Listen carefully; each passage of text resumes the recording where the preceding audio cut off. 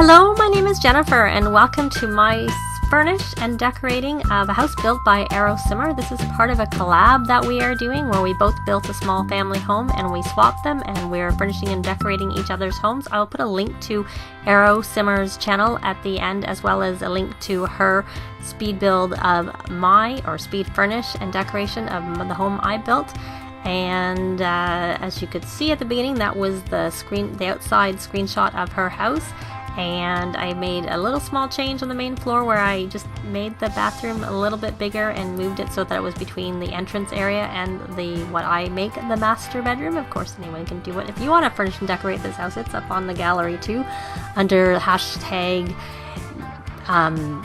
Maple Arrow Maple, and then both MapleSimmer and MapleSimmer, so you can find it there and do it yourself.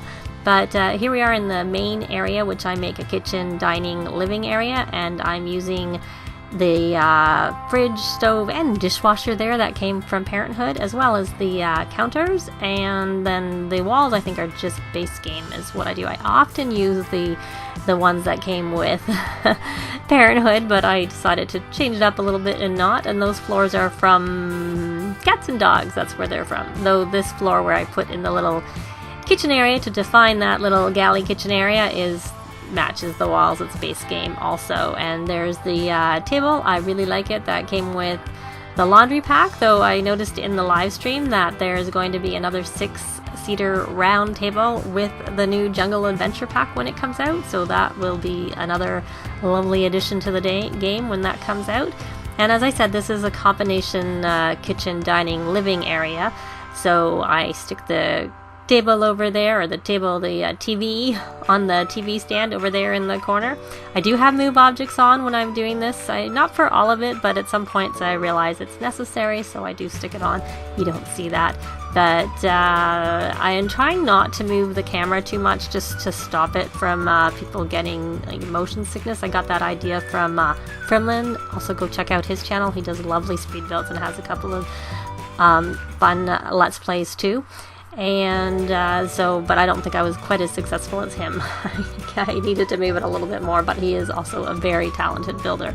So there's what ends up being the master bedroom, and then the small little bathroom that you can walk through between the two. I do find the Sims were walking through, so I actually locked the door to the master bedroom part so that only the Sim who's supposed to be in there goes in there, just to try and stop them from walking through it, because I didn't really want them to do that. But obviously if you use this, you'll just have to decide whether you want to do that or not, because that won't go up to the gallery, the locked doors that I have done. And you can see I stuck a stacking washer dryer in the entranceway, as well as I made this sort of like a catch-all room where there's a computer there. I end up also adding a easel, because the mom is a creative, and I find painting is one way to make money very easily, so it's always good to have that. And I add a little violin, because that's also another good thing. The family I have living here is a mom, her toddler, and the mom's teen sibling, so it's not like a normal married couple family, so it's only 3 Sims, but they did need to each kind of have their own bedroom, which is why I end up using these rooms that were there as different bedrooms. But so for the teen, it's good for them to learn an instrument skill if you have Parenthood, because that's one way they can work on their emotional control. When they get to level 4 of the instrument skill, they can play with emotion. So that's why I put the violin in the house, because I thought that was sort of good for that, as well as obviously you can get the journal and they can write, which I think I already stuck that out on the desk there for him to use to work on. But and I just do a couple of tweaks to where the things were in that room, the toilet paper and the towel, and add that little cabinet behind that came with Parenthood too, as did that mirror. I really like that mirror, and some little decor items for the dresser. And I try to keep the clutter down a little bit, because I'm not really a huge fan of too much clutter in a home, because I find it can make your game lag depending on your computer. Not everybody has uber powerful computers, so I try not to have too much of it, but I like a little bit because it makes it look a little bit more lived in. Plus, if anyone likes more clutter, they can always add some more themselves later. I did somehow that 1 second painting there got taken out, so I added another one in, and it's a slightly different one, but it's in the same scheme of colors of that, or it's in that one, but just a different color variation of it. So it does have 2 pictures in the end, but not the same one, because I couldn't remember which one I had used. I'm seeing now when I'm looking over, you'll see in the screenshots in the end that it's a little bit different, the one I end up adding. So I just gave them a little bit more room in there, and I have play tested this house, so it does work, and I had to change a few things, nothing major, just to make sure that it was where things weren't necessarily working. I think actually the main thing I had to change was that when I built the house, I built it so that it was cat friendly ready, so that there was, you know, the things that a cat would need, but I forgot a litter box. So I ended up sticking that outside because there really isn't anywhere that I really wanted to put it in the house. Because I have the laundry, even though you really only need 1 laundry hamper, I figured with 3 Sims it might be better to have 2 laundry hampers, so I ended up sticking 1 laundry hamper upstairs and 1 laundry hamper on the main floor. Where I put the laundry hamper upstairs, you could always have put the litter box instead, but I just decided to stick it outside because, you know, who really wants a stinky litter box where you're gonna doing things. But of course the one I used was one of the self-cleaning ones, so it really wouldn't matter that much in the end anyways. And I do add blinds in certain areas, but I do leave some of them open because, like in the kitchen area, I don't really think it's necessary, and I like having some natural light coming in from outside, and if you put like blinds or really big curtains down, then it stops that light coming in. And of course if you have your settings on high graphics for the lighting, then you get the nice lighting that comes in through the room. But even if you don't, you still get natural light coming in, which is nice to just have in the game as opposed to relying only on the lights that are in the room itself. And my usual thing, I tend to put a lot of the clutter not on the kitchen counters so that there's more room for them to work on the kitchen counters. Though I've been noticing lately that a lot of times they can actually work right where the clutter is.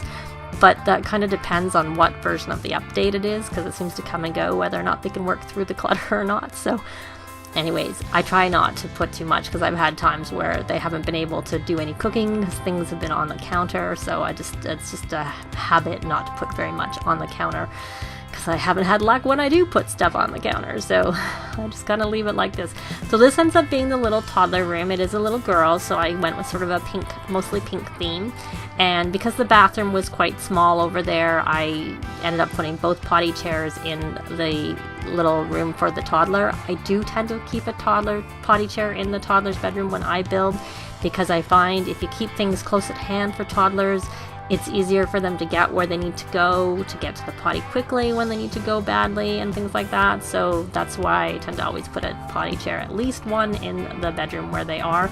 But I often will put one elsewhere, like in a bathroom. But since that bathroom is not very big and it has like it's full, there really wasn't room for another potty, especially because I made it so that you could get to it from the main area as well as from the bedroom.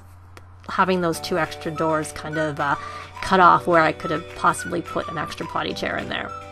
Plus I find it's good to have a garbage can right beside the potty chair, because if you don't have a garbage can right beside the potty chair, it takes them longer to empty the potty, because otherwise it's right there.